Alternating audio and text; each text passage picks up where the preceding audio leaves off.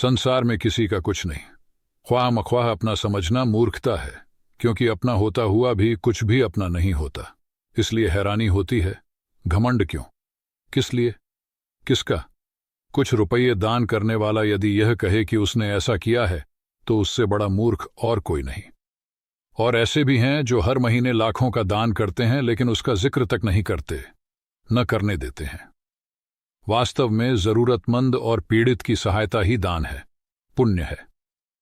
ऐसे व्यक्ति पर सरस्वती की सदा कृपा होती है।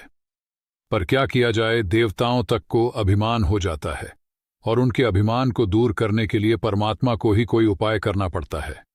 गरुड़, सुदर्शन चक्र तथा सत्यभामा को भी अभिमान हो गया था, और भगवान श्री कृष्ण ने उनके अभिमान को दूर करने के लिए श्री हनुमान जी की सहायता ली थी।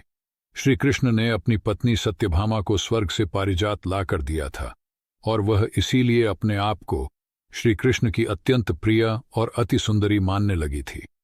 सुदर्शन चक्र को यह अभिमान हो गया था कि उसने इंद्र के वज्र को निष्क्रिय किया था। वह लोकालोक के अंधकार को दूर कर सकता है। भगवान श्री कृष्ण अंततः उसकी ही सहायता लेते हैं। गरुड़ भगवान कृष्ण का वाहन था। वह समझता था, भगवान मेरे बिना कहीं जा ही नहीं सकते, क्योंकि मेरी गति का कोई मुकाबला नहीं कर सकता। भगवान अपने भक्तों का सदा कल्याण करते हैं। इसलिए उन्होंने हनुमान जी का स्मरण किया। तत्काल हनुमान जी द्वारिका आ गए। जान गए कि श्री कृष्ण ने क्यों बुलाया है। श्री कृष्ण और श्री राम दोनों एक ही हैं, वह यह भी जानते थे। इसीलिए सीधे राज दरबार नहीं गए, कुछ कौतुक करने के लिए उद्यान में चले गए। वृक्षों पर लगे फल तोड़ने लगे, कुछ खाए, कुछ फेंक दिए। वृक्षों को उखाड़ फेंका, कुछ तो तोड़ डाला, बाग वीरान बना दिया। फल तोड़ना और फेंक देना हनुमान जी का मकसद नहीं था। वह तो श्री कृष्ण के संकेत से कौतुक कर रहे थे। बात श्री कृष्ण तक पहुंची। किसी वानर ने राजोद्यान को उजाड़ दिया है, कुछ किया जाए। श्री कृष्ण ने गरुड़ को बुलाया, कहा, जाओ सेना ले जाओ, उस वानर को पकड़ कर लाओ। गरुड़ ने कहा, प्रभु, एक मामूली वानर को पकड़ने के लिए सेना की क्या जरूरत है, मैं अकेला ही उसे मजा चखा दूंगा। कृष्ण मन ही मन मुस्कुरा दिए, जैसा तुम चाहो, लेकिन उसे रोको। जाकर वैंतेय गए। हनुमान जी को ललकारा, बाग क्यों उजाड़ रहे हो, फल क्यों तोड़ रहे हो, चलो तुम्हें श्री कृष्ण बुला रहे हैं। हनुमान जी ने कहा, मैं किसी कृष्ण को नहीं जानता, मैं तो श्री राम का सेवक हूं, जाओ कह दो मैं नहीं आऊंगा। गरुड़ क्रोधित होकर बोला, तुम नहीं चलोगे तो मैं तुम्हें पकड़कर ले जाऊंगा। हनुमान जी ने कोई उत्तर नहीं दिया। गरुड़ की अनदेखी कर वह फल तोड़ते रहे। गरुड़ को समझाया भी, वानर का काम फल तोड़ना और फेंकना है, मैं अपने स्वभाव के अनुसार ही कर रहा हूं, मेरे काम में दखल ना दो। क्यों झगड़ा मोल लेते हो, जाओ से मुझे आराम से फल खाने दो। गरुड़ नहीं माना। तब हनुमान जी ने अपनी पूंछ बढ़ाई और गरुड़ को दबोच लिया। उसका घमंड दूर करने के लिए कभी पूंछ को ढीला कर देते, गरुड़ कुछ सांस लेता, और जब कसते तो गरुड़ के मानो प्राण ही निकल रहे हों। हनुमान जी ने सोचा, भगवान का वाहन है, प्रहार भी नहीं कर सकता, लेकिन इसे सबक तो सिखाना ही होगा। पूंछ को एक झटका दिया और गरुड़ को दूर समुद्र में फेंक दिया। बड़ी मुश्किल से वह गरुड़ दरबार में पहुंचा। भगवान को बताया, वह कोई साधारण वानर नहीं है, मैं उसे पकड़कर नहीं ला सकता। भगवान मुस्कुरा दिए। सोचा, गरुड़ का घमंड तो दूर हो गया, लेकिन अभी इसके वेग के घमंड को चूर करना है। श्री कृष्ण ने कहा, गरुड़ हनुमान श्रीराम जी का भक्त है, इसीलिए नहीं आया। यदि तुम कहते कि श्रीराम ने बुलाया है तो फौरन भागे चले आते। हनुमान अब मलय पर्वत पर चले गए हैं। तुम तेजी से जाओ और उससे कहना, श्रीराम ने उन्हें बुलाया है। तुम तेज उड़ सकते हो, तुम्हारी गति बहुत है, उसे साथ ही ले आना। गरुड़ वेग से उड़े, मलय पर्वत पर पहुंचे। हनुमान जी से क्षमा मांगी। कहा भी, श्रीराम ने आपको याद किया है, अब भी आओ मेरे साथ, मैं तुम्हें अपनी पीठ पर बिठाकर मिनटों में द्वारिका ले जाऊंगा। तुम खुद चलोगे तो देर हो जाएगी, मेरी गति बहुत तेज है, तुम मुकाबला नहीं कर सकते। हनुमान जी मुस्कुराए, भगवान की लीला समझ गए। कहा, तुम जाओ, मैं तुम्हारे पीछे ही आ रहा हूं।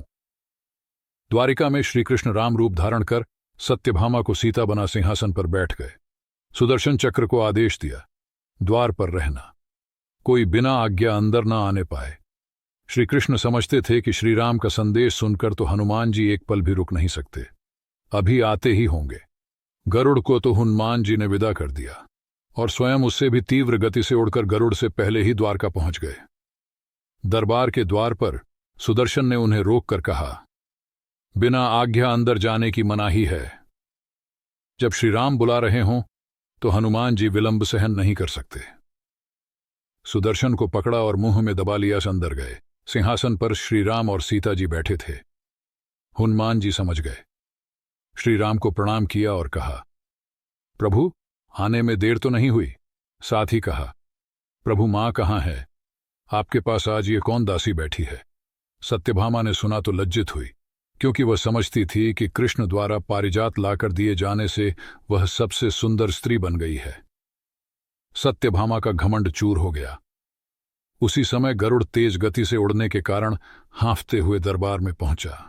सांस फूल रही थी, थके हुए से लग रहे थे, और हनुमान जी को दरबार में देखकर तो वह चकित हो गए। मेरी गति से भी तेज गति से हनुमान जी दरबार में पहुंच गए। लज्जा से पानी पानी हो गए। गरुड़ के बल का और तेज गति से उड़ने का घमंड चूर हो गया। श्री राम ने पूछा, हनुमान, तुम अंदर कैसे आ गए? किसी ने रोका नहीं? रोका था भगवान, सुदर्शन ने। मैंने सोचा आपके दर्शनों में विलंब होगा, इसलिए उनसे उलझा नहीं। उसे मैंने अपने मुंह में दबा लिया था। और यह कहकर हनुमान जी ने मुंह से सुदर्शन चक्र को निकालकर प्रभु के चरणों में डाल दिया। तीनों के घमंड चूर हो गए। श्री कृष्ण यही चाहते थे। श्री कृष्ण ने हनुमान जी को गले लगाया। हृदय से हृदय की बात हुई और उन्हें विदा कर दिया। परमात्मा अपने भक्तों में, अपने निकटस्थों में अभिमान रहने नहीं देते। श्री कृष्ण सत्यभामा, गरुड़ और सुदर्शन चक्र का घमंड दूर न करते तो परमात्मा के निकट रह नहीं सकते थे। और परमात्मा के निकट रह ही वह सकता है जो मैं और मेरी से रहित है। श्री राम से जुड़े व्यक्ति में कभी अभिमान हो ही नहीं सकता। न श्री राम में अभिमान था, न उनके भक्त हनुमान में। न श्री राम ने कहा कि मैंने किया है, और न हनुमान जी ने ही कहा कि मैंने किया है। इसलिए दोनों एक हो गए, न अलग थे, न अलग रहे।